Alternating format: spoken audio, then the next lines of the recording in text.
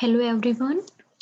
In this lecture we will discuss about a topic of developmental psychology and the topic is physical hazards during prenatal period.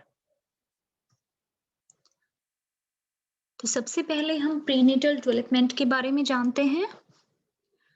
Prenatal development is the process of development from conception to birth. It occurs during the 40 weeks prior to the birth of a child and is heavily influenced by genetics. There are three stages of prenatal development: germinal stage, embryonic and fetal stage. तो prenatal development एक ऐसी process है जो कि गर्भधारण से लेकर बच्चे के जन्म तक की अवस्था होती है.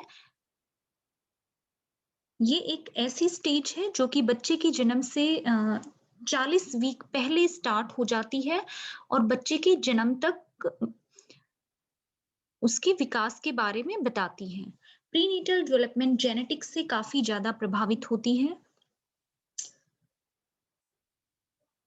ये अवस्था 3 स्टेजेस से होकर गुजरती है. पहली स्टेज है जर्मिनल स्टेज जो कि कंसेप्शन से लेकर 2 वीक तक होती है. दूसरी एम्ब्रियोनिक स्टेज है जो 3 वीक से लेकर 8 वीक तक चलती है और तीसरी जो है फीटल स्टेज वो 9 वीक से लेकर बच्चे के जन्म तक की अवस्था होती है. अब हम बात करते हैं फिजिकल हैजर्ड्स की, क्योंकि जो टॉपिक है हमारा वो है physical hazards during prenatal development. तो फिजिकल हैजर्ड्स कहते किसको हैं? Each of the three major subdivisions of the prenatal period involves particular physical hazards. While these don't affect all individuals by any means, they do occur with some frequency and can be serious enough to affect the development of individual throughout life. तो जो physical hazards हैं वो prenatal development की तीनों stages में से किसी भी स्टेज में देखने को मिल सकते हैं.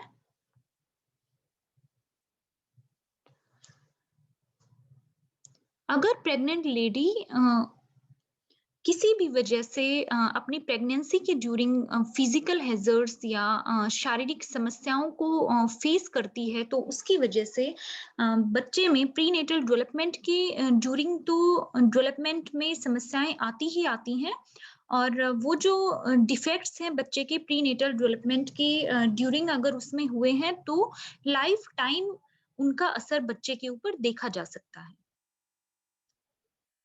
Condition influencing physical hazards. अब यहाँ कुछ कंडीशंस दी गई है कि किस तरीके से ये कंडीशन फिजिकल हैजर्ड्स बनती हैं या शारीरिक समस्याएं बनती हैं प्रेग्नेंट लेडी के लिए जो कि बच्चे को इफेक्ट करती हैं डायरेक्टली और इनडायरेक्टली, यानी कि बच्चे के डेवलपमेंट को इफेक्ट करती हैं basically. Certain conditions have been found to increase the likelihood that physical hazard will occur or accentuate them. The first of these condition is the timing of their appearance. तो पहली जो बात है इन condition की वो सबसे मेन चीज है वो है कि किसी भी फिजिकल हैजर्ड के अपीयर होने का टाइम क्या है, किस समय पर प्रेग्नेंट लेडी फेस कर रही है उन फिजिकल हैजर्ड को. इस बात का इफेक्ट जो उस प्रेग्नेंट लेडी के गर्भ में जो बच्चा है उसके डेवलपमेंट के ऊपर पड़ता है. तो फर्स्ट कंडीशन है teratogen. Teratogene is any environmental agent, biological, chemical or physical that causes damage to the developing embryo or fetus. There are different type of teratogens. तो एक टेराटोजन जो है वो कोई भी एनवायरमेंटल एजेंट हो सकता है, बायोलॉजिकल हो सकता है, केमिकल हो सकता है और फिजिकल एजेंट हो सकता है जो कि प्रेग्नेंट लेडी के गर्भ में पल रहे एम्ब्रियो या फीटस के विकास को प्रभावित करता है या नेगेटिवली इफेक्ट करता है. तो ऐसे एनवायरमेंटल एजेंट को टेराटोजन के नाम से जाना जाता है. तो टेराटोजन बहुत सारे तरह के अलग अलग हो सकते हैं. यहाँ कुछ एक टेराटोजेंस का नाम दिया गया है. तो एक जैसे है एल्कोहल. एल्कोहल एक टेराटोजन हो सकता है जो बच्चे को नेगेटिवली इफेक्ट करता है. किस तरीके से इफेक्ट करता है वो हम देखेंगे. एल्कोहल जो है वो प्रेगनेंसी के ड्यूरिंग बिल्कुल भी सेफ नहीं होता है, तो प्रेग्नेंट लेडी को एल्कोहल कंज्यूम नहीं करना चाहिए. अगर प्रेग्नेंट लेडी प्रेगनेंसी के ड्यूरिंग अल्कोहल कंज्यूम करती है तो उसकी वजह से बच्चे में मेंटल रिटार्डेशन होने के चांसेस काफी ज्यादा रहते हैं। Excessive maternal drinking while pregnant can cause fetal alcohol syndrome or fetal spectrum disorder with lifelong consequences for the child ranging in severity from minor to major।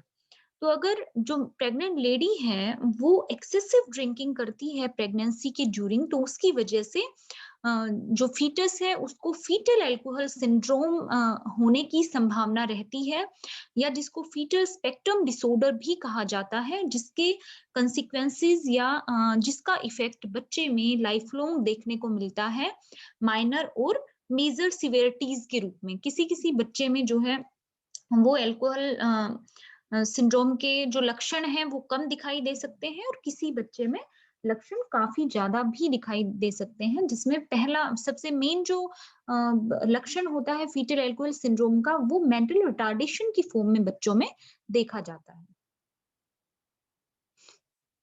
Fetal alcohol spectrum disorder or spectrum are a collection of birth defect associated with heavy consumption of alcohol during pregnancy। तो यहाँ पर यही बात की जा रही है कि fetal alcohol spectrum disorder या spectrum एक ऐसा डिसऑर्डर है जो कि बच्चे में माँ के प्रेगनेंसी के ड्यूरिंग अल्कोहल कंजप्शन की वजह से बच्चे में डिफेक्ट आ जाते हैं या बच्चे की डेवलपमेंट में डिफेक्ट आ जाते हैं। Physically, children with the FASD may have a small head size and abnormal facial feature। तो fetal alcohol spectrum disorder को short form में FASD के नाम से भी जाना जाता है। तो बच्चे में फिजिकली अगर हम बात करें किस तरह की एबनॉर्मेलिटीज देखने को मिलती है, तो बच्चे का जो सिर का साइज है वो छोटा हो सकता है, उसके फेशियल फीचर्स असामान्य हो सकते हैं, यानी कि उसके चेहरे के जो फीचर्स हैं वो नॉर्मल बच्चों से काफी ज्यादा अलग हो सकते हैं। Cognitively, these children may have poor judgment, poor impulse control, higher rate of ADHD, learning issues, and lower IQ scores। These developmental problems and delays persist to adulthood। अगर संज्ञानात्मक रूप से यानी कोग्निटिवली बात करें, मेंटल एबिलिटीज की बात करें, अगर हम इन बच्चों की जिनको FASD हुआ होता है, तो ऐसे बच्चों में पुअर जजमेंट हो सकती है, यानी कि उनको डिसीजन लेने में प्रॉब्लम हो सकती है, बहुत ज्यादा इम्पल्सिव हो सकते हैं, यानी कि उनको गुस्सा बहुत ज्यादा आता है, ADHD उनको हो सकता है, attention deficit hyper activity disorder इसको कहा जाता है, जिसमें बच्चे में अटेंशन काफी ज्यादा कम होती है और बच्चा काफी ज्यादा हाइपर एक्टिव होता है, वो एक जगह पर टिककर नहीं बैठता है। बच्चे में लर्निंग इश्यूज हो सकते हैं, उसको नई चीजें सीखने में प्रॉब्लम हो सकती है, और बच्चे की IQ लो हो सकती है, यानी बच्चा मेंटली रिटार्डेड भी हो सकता है। तो ये सारे डेवलपमेंटल प्रॉब्लम बच्चे में एक भी देखी जा सकती है और एक से ज्यादा एक साथ भी बच्चे में देखी जा सकती हैं, जो कि बच्चे के डेवलपमेंट में काफी ज्यादा कमी लाती हैं, बच्चे का डेवलपमेंट डिले हो जाता है, और जो उसके जन्म से लेकर उसके अडल्टहुड तक डेवलपमेंटल डिलेज के रूप में देखा जा सकता है, यानी बच्चे का विकास उसकी एज के बच्चों से काफी ज्यादा स्लो हो जाता है। दूसरा जो टेराटोजन है वो है एक्सेसिव स्मोकिंग, यानी स्मोकिंग अगर प्रेग्नेंट लेडी स्मोकिंग करती है तो उसका भी प्रीनेटल डेवलपमेंट के ड्यूरिंग बच्चे पर नेगेटिव इफेक्ट पड़ता है। Because nicotine travels through the placenta to the foetus, क्योंकि अगर मदर स्मोकिंग करती है तो क्योंकि हम सबको पता है कि स्मोकिंग में निकोटीन पाया जाता है, और निकोटीन जो है वो प्लेसेंटा के थ्रू फीटस तक ट्रेवल करता है, यानी बच्चे तक प्लेसेंटा से होते हुए बच्चे तक निकोटीन पहुंच जाता है। जब मदर स्मोक करती है तो निकोटीन क्योंकि बच्चे में प्लेसेंटा के थ्रू पहुंच जाता है, तो जब मदर स्मोक करती है तो बच्चे के ब्लड में ऑक्सीजन लेवल काफी ज्यादा कम हो जाता है, जिसकी वजह से बच्चे के फिजिकल एंड मेंटल डेवलपमेंट में काफी ज्यादा डिफेक्ट्स आने के चांसेस रहते हैं। According to Centers for Disease Control and Prevention 2013, smoking while pregnant can result in premature birth, low birth weight infants, stillbirth and sudden infant death syndrome।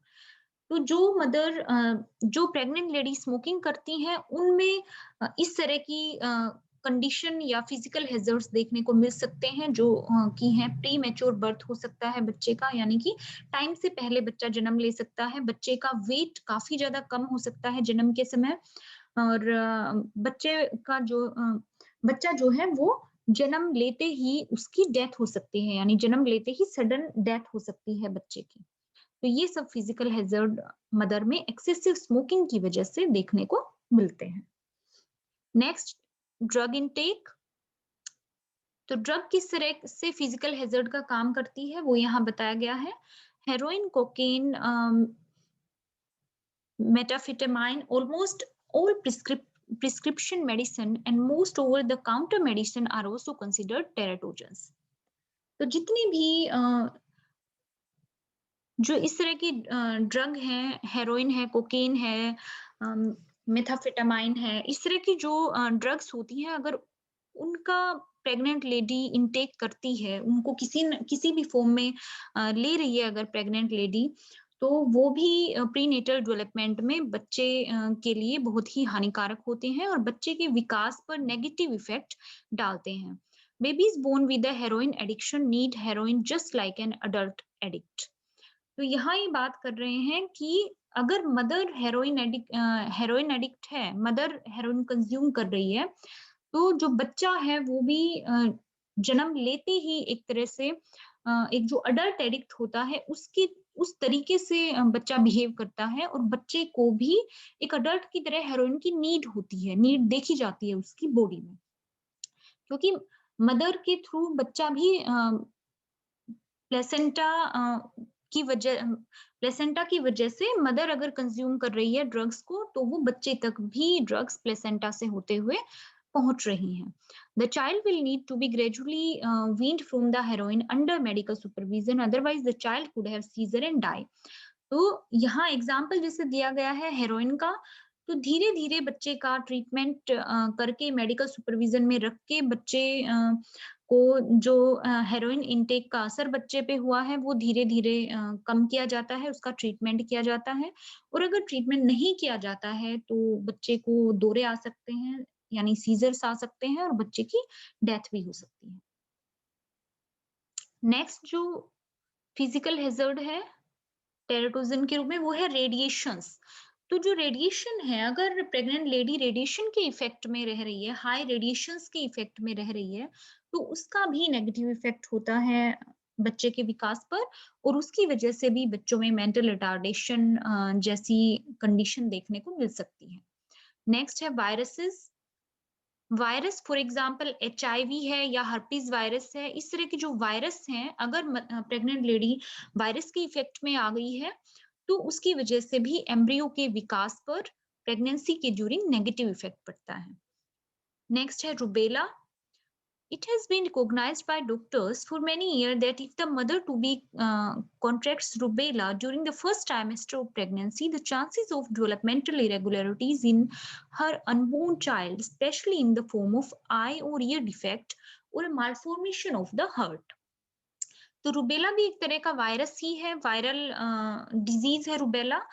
तो rubella अगर pregnant lady को हो गई है तो उसका असर भी प्रीनेटल डेवलपमेंट में बच्चे के ऊपर देखा जाता है और जनरली अगर फर्स्ट ट्राइमेस्टर में ही मदर रुबेला से इन्फेक्टेड हो गई है तो डेवलपमेंटल इरेगुलरिटीज के रूप में जो अजन्मा बच्चा होता है उसके ऊपर बहुत सारी डिफेक्ट बच्चे में देखी जाती हैं। फॉर एग्जांपल स्पेशली उसके आंखों और कानों से रिलेटेड डिफेक्ट, आई और ईयर डिफेक्ट बच्चे में देखे जा सकते हैं और हार्ट की मालफॉर्मेशन भी बच्चे में फर्स्ट ट्राइमेस्टर के ड्यूरिंग हो सकती है। सेकंड जो फिजिकल हैजर्ड है वो है intake of oestrogen and progesterone.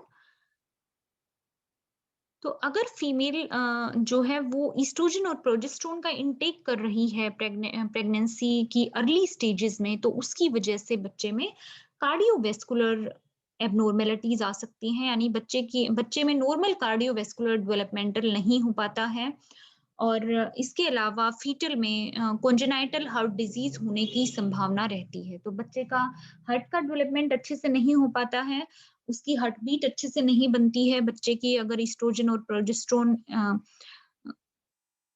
Mother early stages में ले रही है प्रेगनेंसी के ड्यूरिंग।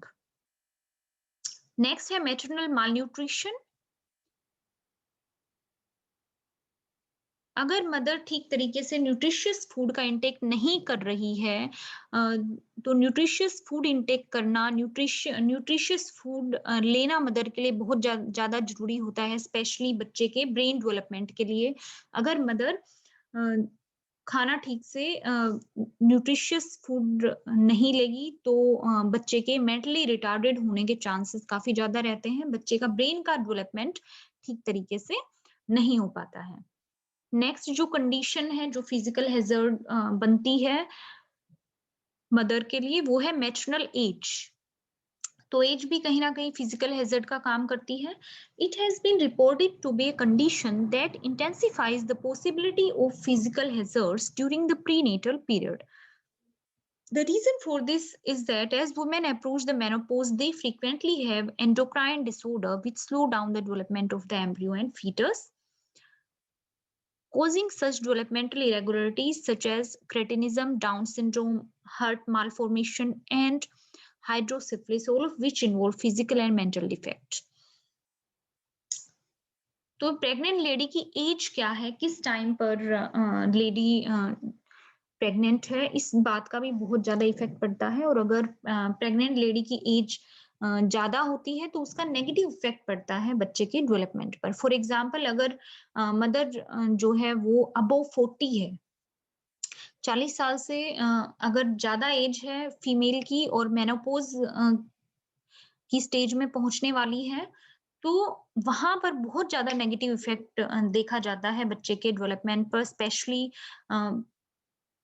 बच्चे में जो है वो एंडोक्राइन डिसऑर्डर्स काफी ज्यादा होने के चांसेस रहते हैं, बच्चे में डेवलपमेंटल इरेगुलरिटीज होने के चांसेस रहते हैं। फॉर एग्जाम्पल, डाउन सिंड्रोम हो सकता है बच्चे को, क्रेटिनिज्म हो सकता है, उसकी हार्ट में मालफॉर्मेशन हो सकती है, यानी उसकी हार्ट का डेवलपमेंट अच्छे से ना हो, हार्ट बीट अच्छे से ना बन रही हो, हाइड्रोसिफिलिस होने के चांसेस रहते हैं बच्चे में। और भी कई तरह की फिजिकल मालफॉर्मेशंस देखी जा सकती हैं, यानी शारीरिक उसमें डिफेक्ट्स हो सकते हैं बच्चे में। और इसके अलावा मेंटल डिफेक्ट्स भी कई तरह के बच्चे में देखे जाते हैं अगर मदर की एज ज्यादा होती है। तो जनरली ये बोला जाता है कि कोई भी लेडी है, अगर वो माँ बनना चाहती है, तो जनरली 35 की एज से पहले उसको कोशिश करनी चाहिए। Older women also tend to have smaller babies and to have more complication at birth than do younger women. Age से रिलेटेड यहाँ ये बात भी देखी गई है कि जो ज्यादा बड़ी एज की औरतें होती हैं, जनरली उनके बेबीज जो हैं वो कंपैरेटिवली स्मॉल होते हैं, और भी बर्थ के समय पर कई तरह की कॉम्प्लिकेशन ओल्डर वीमेन में यंगर वीमेन की बजाय देखी जाती हैं। While paternal age may likewise cause developmental irregularities or stillbirth, this is likely to happen only when paternal age is over 60 years. तो मेनली मैटरनल एज ही इफेक्ट डालती है बच्चे के डेवलपमेंट पर, लेकिन अगर फादर की एज जो है वो 60 इयर्स से ज्यादा है तो वो भी कई बार नेगेटिव इफेक्ट डालती है। अगर बच्चे के फादर जो है वो 60 साल से ज्यादा की एज के हैं तो भी बच्चे में कई बार डेवलपमेंटल इरेगुलरिटीज देखने को मिलती हैं और बच्चे में फिजिकल और मेंटल डिफेक्ट्स हो सकते हैं। नेक्स्ट जो कंडीशन है जो फिजिकल हैजर्ड बनती है वो है वर्किंग कंडीशन। तो कई बार अगर प्रेग्नेंट लेडी की वर्किंग कंडीशन सुटेबल नहीं है प्रेगनेंसी के, या फिर जो प्रेग्नेंट लेडी है वो इस तरह की जगह पर काम कर रही है जहां कहीं ना कहीं उसको टेरेटोजेंस फेस करने पड़ रही हैं, या कहीं ना कहीं उसकी प्रेगनेंसी की जो स्टेट है उसमें प्रॉब्लम क्रिएट कर रही हैं, तो उसका भी बच्चे के डेवलपमेंट पर नेगेटिव इफेक्ट पड़ता है। फॉर एग्जाम्पल, अगर मदर ऐसी जगह पर काम कर रही है जहां पर केमिकल्स से वो इफ़ेक्ट हो रही है या दूसरे तरह के और समस्याएँ फेस करनी पड़ रही हैं उसको। फॉर एग्ज़ाम्पल अगर मदर ब्यूटी पार्लर में काम कर रही है, कुछ इस तरह की केमिकल फैक्ट्री में काम कर रही है या फिर हॉस्पिटल में काम कर रही है जहाँ डायरेक्टली केमिकल से कॉन्टैक्ट हो रहा है प्रेग्नेंट लेडी का, तो उसकी वजह से भी कई बार बच्चे की डेवलपमेंट पर नेगेटिव इफ़ेक्ट पड़ता है, जिसकी वजह से बर्थ डिफेक्ट्स हो सकते हैं और मिसकैरेज के चांसेस काफ़ी ज़्यादा बने रहते हैं प्रेग्नेंट लेडी में। नेक्स्ट है सेक्स ऑफ एम्ब्रियो, ये भी एक कंडीशन है जो फिजिकल हैज़ार्ड का काम करती है कि जो होने वाला बच्चा है उसका क्या सेक्स है, वो बेबी जो है वो गर्ल है या बॉय है। तो generally female embryos have a better chance of survival than male embryos. तो ये एक बहुत ही इंटरेस्टिंग बात है यहाँ कि जनरली फीमेल एम्ब्रियोज जो हैं वो उनका सर्वाइवल रेट काफी ज्यादा होता है मेल एम्ब्रियोज की बजाय, यानी फीमेल एम्ब्रियो जो है उनके मिसकैरेज के या फिर उनकी माँ के गर्भ में डेथ होने के चांसेस काफी ज्यादा कम रहते हैं मेल एम्ब्रियो की बजाय। For example, for every 100 female lost through miscarriage, 160 male are lost.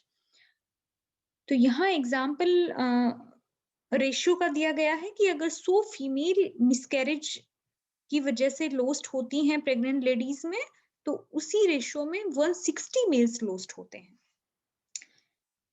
Developmental irregularities have also been found to be more common among males than among female.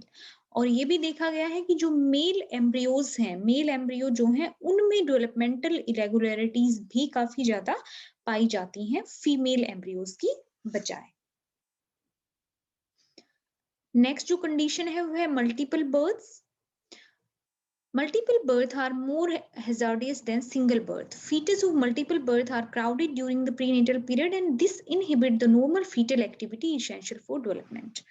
तो अगर किसी भी प्रेग्नेंट लेडी के गर्भ में एक से ज्यादा बच्चे हैं तो वो भी कहीं ना कहीं फिजिकल हैजर्ड का काम करते हैं, क्योंकि अगर ट्विंस हैं या ट्रिपलेट्स हैं माँ के गर्भ में, तो उनको माँ के गर्भ में एक तो जगह ज़्यादा चाहिए होगी, तो एक जो नॉर्मल डेवलपमेंट के लिए जो फीटल एक्टिविटी होती हैं, जो ज़रूरी होती हैं अच्छे डेवलपमेंट के लिए, वो ट्विन्स में या ट्रिपलेट्स में नहीं हो पाती हैं, जो कि कहीं न कहीं उसके ओवरऑल डेवलपमेंट को इफ़ेक्ट करती हैं। नेक्स्ट है प्रीमैच्योरिटी। तो प्रीमैच्योर बर्थ भी कई बार हो जाते हैं। प्रीमैच्योर बर्थ अगर किसी वजह से हो जाती है तो उसका भी बच्चे के डेवलपमेंट पर नेगेटिव इफ़ेक्ट पड़ता है। जनरली जो मल्टीपल बर्थ्स होते हैं उनमें प्रीमैच्योर बर्थ काफ़ी ज़्यादा देखी जाती है और प्रीमैच्योर बर्थ का इफ़ेक्ट बच्चे के विकास पर जन्म के बाद भी साफ दिखाई देता है। अब यहाँ दिए गए हैं common physical hazard during the prenatal period. अब वो कंडीशंस अभी हमने जो पीछे डिस्कस की थी, वो सारी कंडीशंस थी जो कि फिजिकल हैजर्ड बनती हैं। अब यहाँ पर है कौन से फिजिकल हैजर्ड यहाँ स्टेज वाइज दिए गए हैं आगे। तो पहला जो है वो है पीरियड ऑफ जायगोट, कि जायगोट का पीरियड कंसेप्शन से 2 वीक तक होता है, यानी गर्भ धारण से लेकर 2 वीक तक मदर किस तरह के फिजिकल हैजर्ड्स जनरली पीछे हमने जो कंडीशंस डिस्कस की हैं उनकी वजह से फेस कर सकती है। The zygote will die of starvation if it has too little yolk to keep it alive until it can lodge itself in the uterine wall or if it remains too long in the tube. तो जो zygote है उसको अगर ठीक time पर वो uterus की वाल में नहीं चिपक पाया जायगोट या फिर काफी लंबे समय तक फेलोपियन ट्यूब में रह गया और यूट्रस की वाल से ठीक समय पर नहीं चिपक पाया, तो जायगोट को अपने आप को जिंदा रखने के लिए जो न्यूट्रिशन चाहिए होता है वो नहीं मिल पाता है और न्यूट्रिशन की कमी की वजह से यानी स्टार्वेशन की वजह से, वो न्यूट्रिशन नहीं मिलेगा तो स्टार्वेशन की कंडीशन आ जाती है जायगोट में और जायगोट की डेथ हो जाती है उस 2 वीक के अंदर, यानी कि ये मिसकैरेज का कारण बनता है स्टार्वेशन। ठीक समय पर यूट्रस की वाल से यानी यूट्रीन वाल से नहीं चिपक पाना स्टार्वेशन का कारण बनता है जायगोट में, और उसकी वजह से मिसकैरेज होने के चांसेस काफी ज्यादा बढ़ जाते हैं। सेकंड जो है वो है लैक ऑफ यूट्रीन प्रिपरेशन। अगर मदर का जो यूट्रस है वो प्रिपेयर्ड नहीं है पहले से ही, अगर मदर में ग्लैंडुलर इम्बैलेंस है यानी एंडोक्राइन ग्लैंड्स की वजह से कोई ना कोई इम्बैलेंस है, या फिर मदर का यूट्रस वीक है, अगर इतना ज़्यादा मजबूत नहीं है कि वो इम्प्लांटेशन कर सके, तो इन सब कंडीशन की वजह से इम्प्लांटेशन नहीं हो पाती है प्रेग्नेंट लेडी में, जिसकी वजह से मिसकैरेज होने के चांसेस रहते हैं। थर्ड है implantation in the wrong place. एक तो था कि अगर यूट्रस प्रिपेयर ही ना हो तो भी मिसकैरेज होने के चांसेस रहते हैं। नेक्स्ट है कि अगर इम्प्लांटेशन गलत जगह पर हो जाए, कई बार कई फीमेल के यूट्रस में या यूट्रीन वॉल में जो है वो फाइब्राइड टिश्यूज होते हैं। तो अगर फाइब्राइड टिश्यूज में अगर जाइगोट अटैच हो जाता है, ठीक जगह पर इम्प्लांटेशन नहीं हो पाती है, या फिर फेलोपियन ट्यूब की दीवार के ऊपर इम्प्लांटेशन हो जाती है, तो भी बच्चे को प्रॉपर न्यूट्रिशन नहीं मिल पाएगा, नरिशमेंट नहीं मिल पाएगी और बच्चे की डेथ हो सकती है। तो बच्चे के आगे डेवलपमेंट के लिए यूट्रस में ठीक जगह पर इम्प्लांटेशन होना जरूरी होता है। अगर ठीक जगह पर इम्प्लांटेशन नहीं हुई तो बच्चे को न्यूट्रिशन नहीं मिल पाएगा और जायगोट की डेथ हो सकती है। नेक्स्ट है period of the embryo 3 to 8 week तक, 3 से 8 वीक तक का जो पीरियड होता है एम्ब्रियो का पीरियड, उसमें हम देखते हैं कौन कौन से फिजिकल हैजर्ड होते हैं। मिसकैरेज मेनली है यहाँ। तो कई बार मदर में मिसकैरेज भी 3 से 8 वीक के बीच में देखे जाते हैं, और जनरली 3 से 8 वीक के बीच में ही ज्यादातर मिसकैरेज देखने को मिलते हैं। रीजन यहाँ दिए गए हैं क्योंकि हो सकते हैं फॉल्स, अगर मदर किसी भी वजह से गिर जाए, मदर कहीं पर भी इमोशनल शॉक अगर मदर को लग जाता है, न्यूट्रिशन उसको ठीक तरीके से नहीं मिल पा रहा है, ग्लैंडुलर डिस्टर्बेंसेस है यानी एंडोक्राइन ग्लैंड से रिलेटेड कोई ना कोई डिसऑर्डर है, डिस्टर्बेंस है, विटामिन की कमी है अगर मदर में, या कोई सीरियस बीमारी है जैसे कि न्यूमोनिया है या डायबिटीज है मदर को, तो उसकी वजह से जो एम्ब्रियो है वो मदर की यूट्रस की वाल से ठीक तरीके से नहीं चिपका रह पाता है, और उस वजह से मिसकैरेज होने के चांसेस रहते हैं, जो मिसकैरेज का कारण बनता है। Miscarriage that are due to unfavorable condition in the prenatal environment are likely to occur between the 10th and 11th week after conception. तो ज्यादातर जो मिसकैरेज हैं जो अनफेवरेबल कंडीशन की वजह से हुए होते हैं, वो जनरली 10 से 11 वीक के बीच में देखने को मिलते हैं। दूसरा है developmental irregularities, maternal malnutrition, vitamin and glandular deficiency, excessive use of drug, alcohol and tobacco, and disease such as diabetes and German measles interfere with normal development, especially that of the embryonic brain.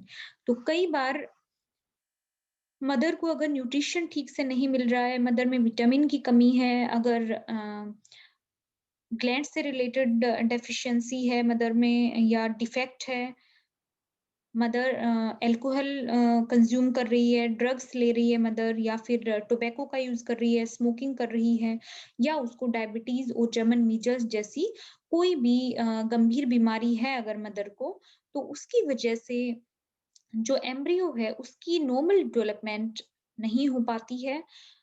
Specially embryo के brain development में बहुत ज्यादा problem आती है, या brain development में defect आते हैं कई तरह के, जो कि आगे बच्चे के जन्म के बाद भी मेंटल डिफेक्ट्स के रूप में देखने को मिलते हैं। नेक्स्ट है पीरियड ऑफ फीटस, जो कि 9 वीक से बर्थ तक होता है। 9 वीक से लेकर जन्म तक की अवस्था को पीरियड ऑफ फीटस कहा जाता है। तो इसमें कौन-कौन सी फिजिकल हैजर्ड्स देखने को मिलती हैं? पहला है मिसकैरेजेस। तो मिसकैरेजेस जो है वो ज़्यादातर प्रेगनेंसी के 5वें महीने तक हमेशा पॉसिबल होती हैं। प्रेगनेंसी के 5वें महीने तक मिसकैरेजेस पॉसिबल होती हैं किसी भी प्रेग्नेंट लेडी में। तो जो फीटस का पीरियड है यानी 9 वीक से जन्म के बीच के समय में 5वें महीने तक मिसकैरेजेस होने की संभावना जनरली देखी जाती है। और ज़्यादातर जो वल्नरेबल टाइम होता है वो प्रेग्नेंट लेडीज़ में देखा जाता है कि जब फीमेल का मेंस्ट्रुअल पीरियड का टाइम होता है जनरली, उस समय पर मिसकैरेजेस ज़्यादा होने की संभावना रहती है। नेक्स्ट फिजिकल हैज़र्ड है पीरियड ऑफ फीटस में प्रीमैच्योरिटी। यानी बच्चा इस समय में प्रीमैच्योर पैदा हो सकता है।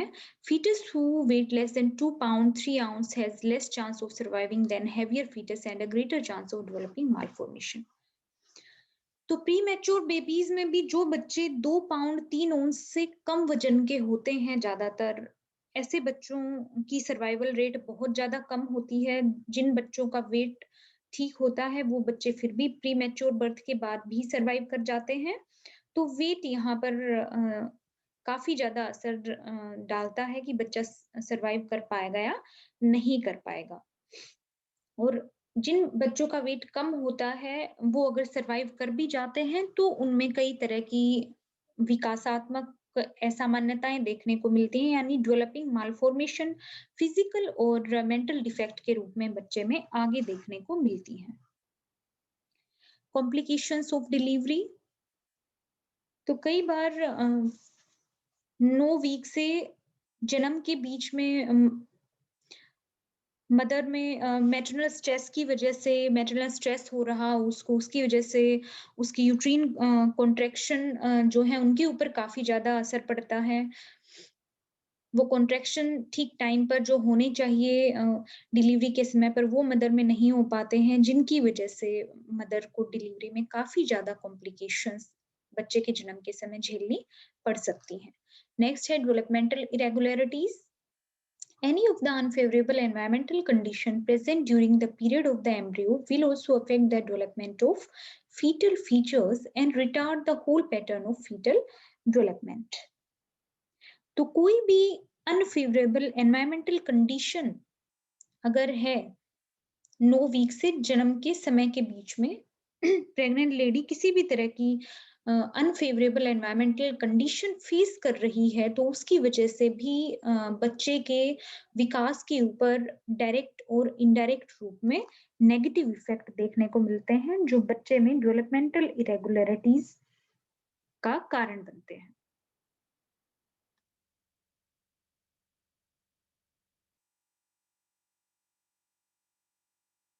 सो आपका ये टॉपिक फिनिश हो गया है यहाँ।